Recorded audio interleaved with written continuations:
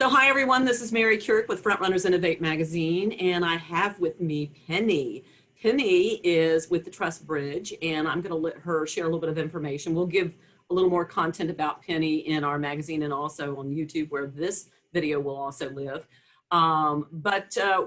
We are kind of focusing on cybersecurity, data security and protection, on into patient data security, that sort of thing that's real important right now, especially when health is such a key issue that everybody's focusing in on right now. So Penny, I'm curious about your background. I want you to bring us up to how you got into this space, because I know what you're dealing with. Some of the issues are fairly new to the UK because that's where you're based. There had to be a transition from whatever you were doing before into this. So share with us, if you will. Sure. Thanks, Mary, and thank you for inviting me today. My background is in marketing and sales and business development. My sort of transition really from fast-moving consumer goods was probably back in the early 90s when I joined an organization that was looking at, do you remember video recorders that we all used to use? Yeah. It was a company. Do you remember? Yeah. It was a company that had a very clever algorithm. Gosh, can't say that word. Algorithm that helped us program our video recorders ahead of time, and that was my first foray into technology, really. And around about that time, the internet was beginning to be a thing, and I got into advising companies on how to use the internet and how to use intranets as their own internal communication systems. And that's kind of led on to other areas of technology that I've been involved with. Back in the sort of early 2000s, I set up my own consultancy company.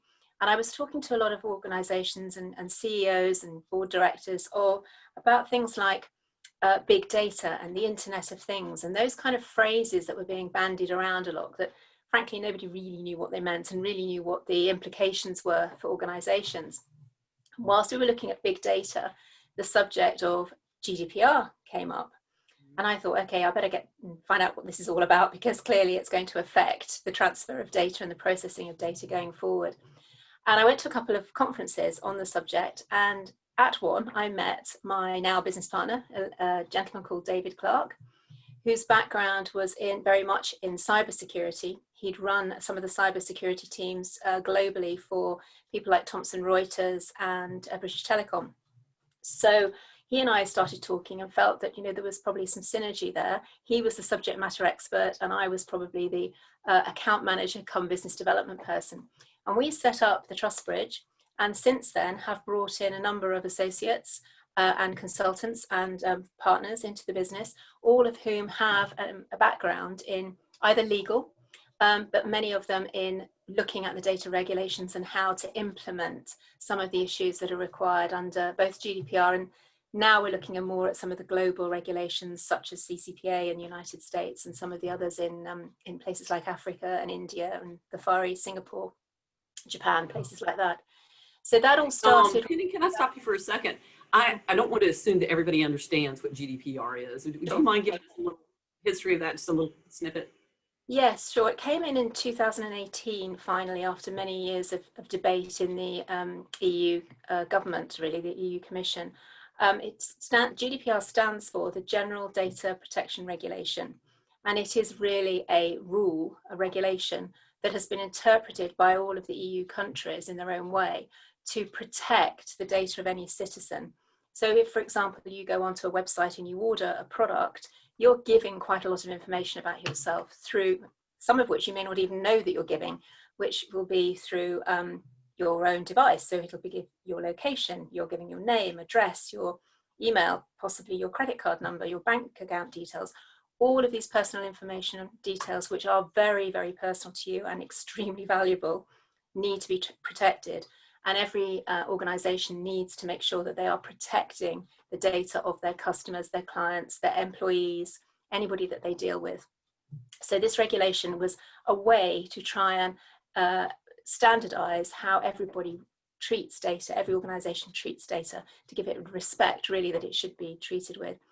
In some respects, it's probably a regulation that came in 10 years too late, because we should have been protecting the data for quite a considerable amount of time. And of course, in that 10 years previously, the explosion of multiple devices, mobile phones, companies like, you know, the likes of Google, Amazon, all of these kind of people who we're all using in everyday life has been tremendous. So probably these regulations should have come in quite a long time ago. What's happened since 2018 and GDPR is that many other jurisdictions, many other countries have actually taken GDPR as a template and developed their own data regulations. So as I mentioned before, CCPA in the United States is the Consumer Protection Act in California, which we understand is being heralded really as the template for all states in America to take on. At the moment, most individual states have their own, but I think there's a lobby for a federal regulation in the United States at the moment based on GDPR and based on CCPA. So we're seeing globally, GDPR is the template really for many of the data protection regulations that are now popping up all over the place. I know when you and I've talked before, there's some serious consequences about not adhering. And so a lot of people still really don't understand or know what all of this is. And especially from the US, we do business abroad globally. So it's important for us to know, you know, that we have permission to do whatever we need to do, and then that we're not going to share private data with anybody. So can you speak to that, that it's not just whoever's in the UK and doing business in the UK it affects, it's beyond that? Oh, absolutely. It affects, if a company is based in the UK or based in any EU country and is dealing with citizens outside of the UK or the EU, it still applies to them. If a US-based company is dealing with citizens residing in the UK or the EU, it applies to them because it affects the data of that citizen in this country. But frankly, it's now becoming so globalized that really everybody should be aware of the way in which they're treating their individual employees and customers' data. It is an interesting area. It's very complex, and it is quite new in some respects. I mean, there have been data protection acts around for a very long time, but this particular one is still new. And those of us working in this field are still really figuring out what a lot of it means and what are the implications are. And we don't really have any test cases, any test precedent legal cases yet, under which a lot of it has been tested. But there are all sorts of things happening. For example, about 3 weeks, probably a little bit longer than that, maybe a month or so ago now, there was a judgment by the EU court that basically stated that the Privacy Shield, which was the protocol under which we were transferring personal data from Europe to America, was no longer valid. Well, that sent everybody into a complete panic, and there's been lots of discussion going on about that whole judgment. We've run a couple of webinars on it. We're running more webinars on it. There's constant discussion going on about this subject, because what do we do if we no longer have that protocol between the EU and the US and the UK and the US to transfer data, when every single one of us is probably transferring data backwards and forwards to the United States through Amazon Web Services or with Google Mail, whatever. Now knowing that we're doing that. Well, we're probably not even conscious that we're doing it. That's the key issue. So there's a lot going on around this area. A lot of people have put their heads in the sand because they thought, oh, it's just too complicated. I'm not going to get involved. But as you say, the consequences for not adhering to the rules can be pretty significant, not just financially. There are huge fines and huge penalties if you don't adhere to some of this, but actually some board directors have been incarcerated as a result of not actually having followed the rules. So there are personal liabilities for board directors in some of all of this as well. So people really should make sure that they know what they're doing and make sure that they are aware of where their data is going within any organization, inside the organization and outside the organization, just to make sure that they are compliant in as much as they possibly can be. Wow, you're kind of like our resident expert on all this. So sorry for all the questions, but I feel like, there's people out there that just really, especially startups, that have 100 different things on their plate and have absolutely no idea about the GDPR. So let's get into what you guys are doing at the Trust Bridge now. Give us your sort of mission and vision and what types of activities you get involved in. Okay, we have worked across a number of different sectors. We have done work for PR agencies, we have done work for government departments.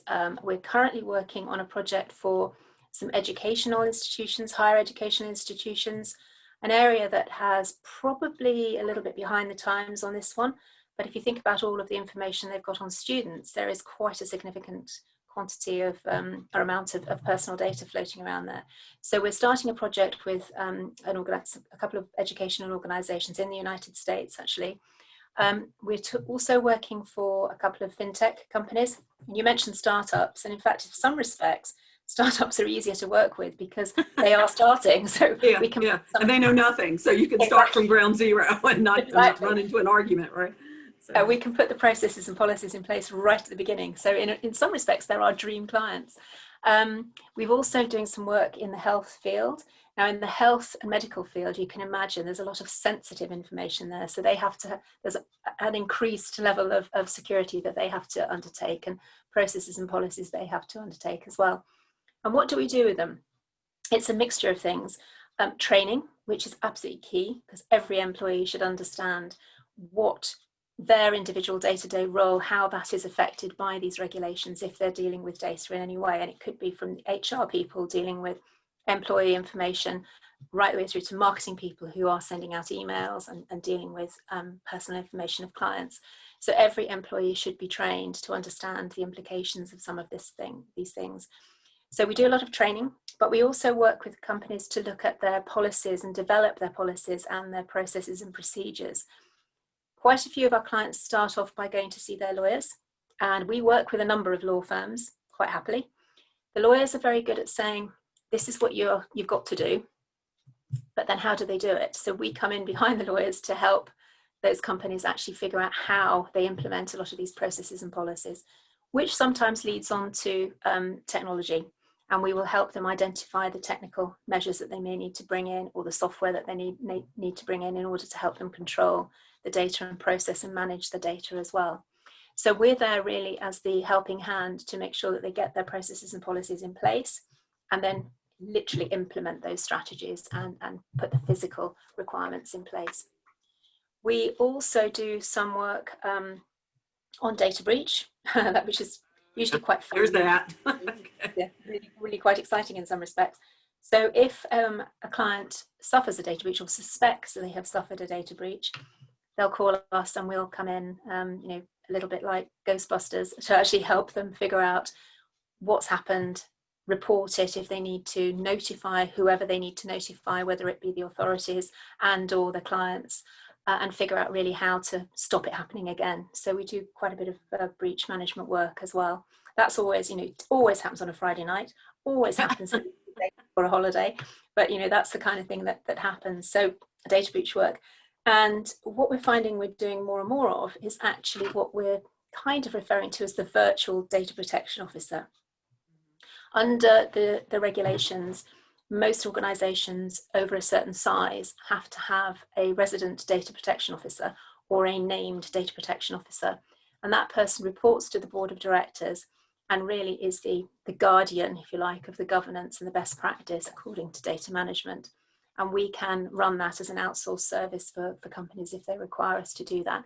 And we're finding requirement for that more and more as people are realising that they need to put a data protection officer or a data protection officer service. Ongoing, so they, I think that's a really, really valuable service, because other than tacking on that duty to somebody else who's already got a load of job description items, then having that person have to be trained to do what they're doing, then getting that expertise straight from the right source and having it be an ongoing eyeball on things, that are happening, maybe will prevent the data breach.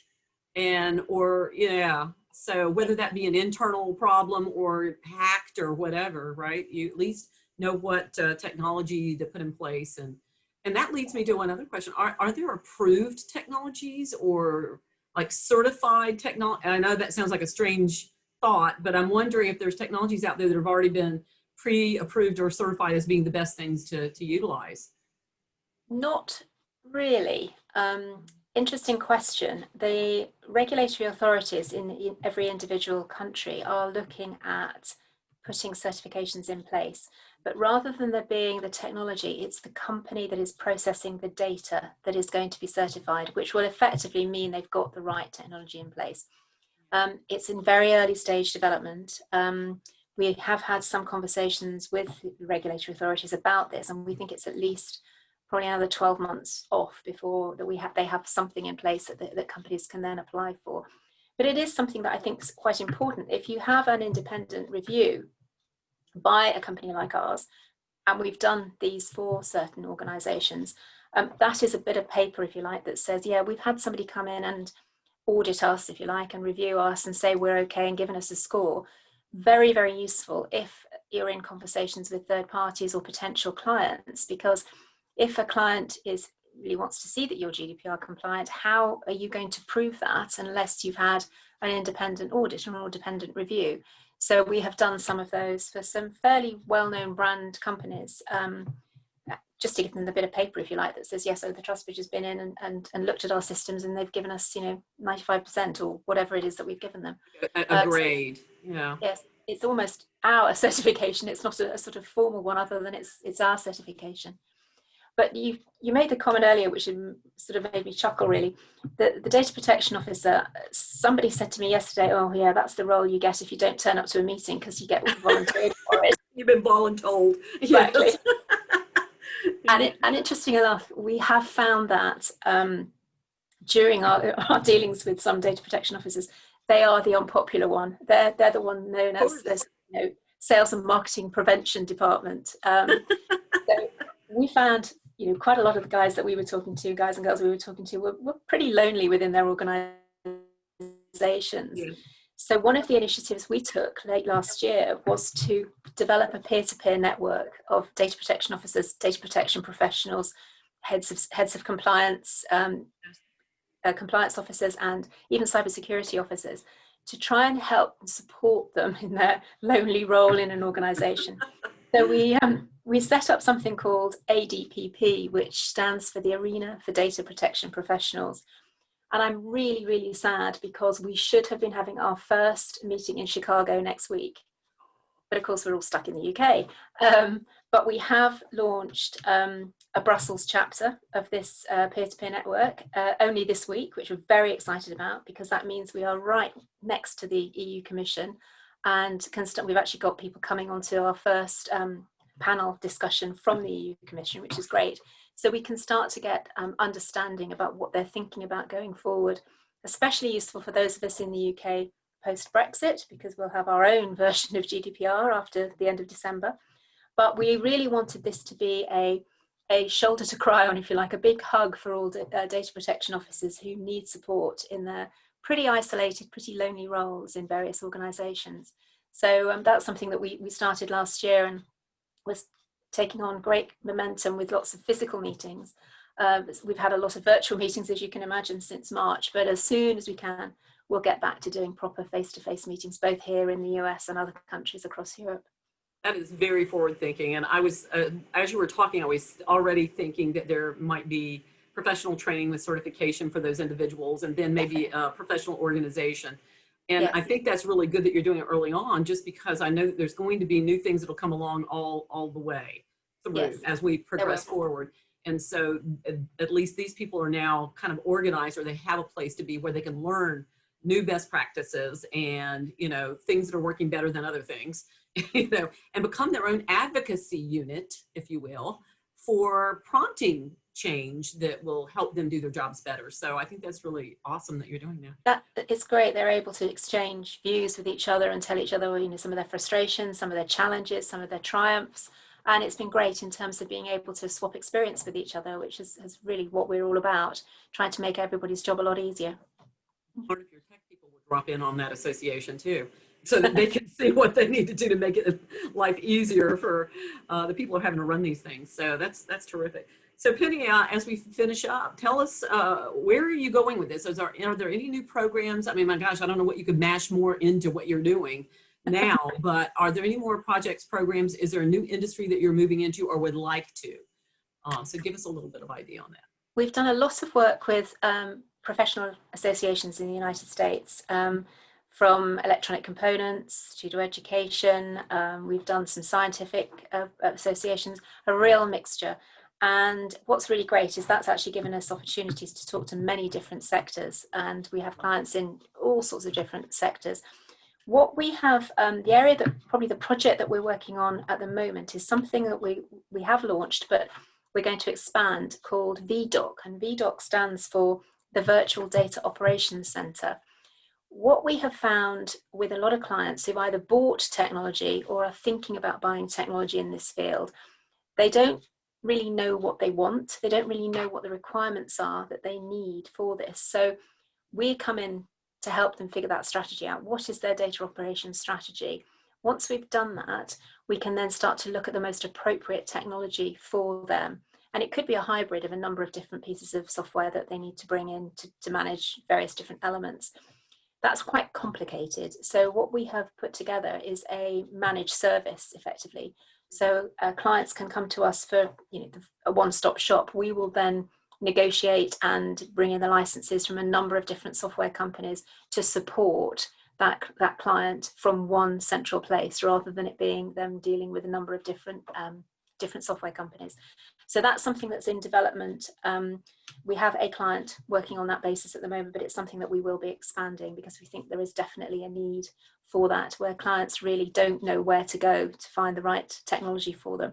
So we have, David and I have probably sat through, I can't even begin to count the number of demos of different softwares that we've sat through, but we have got an idea of what we think are the best ones for different particular elements of managing data, so we can find the most appropriate one for the client, depending on their size, the sector, the number of employees, the number of offices, that sort of thing.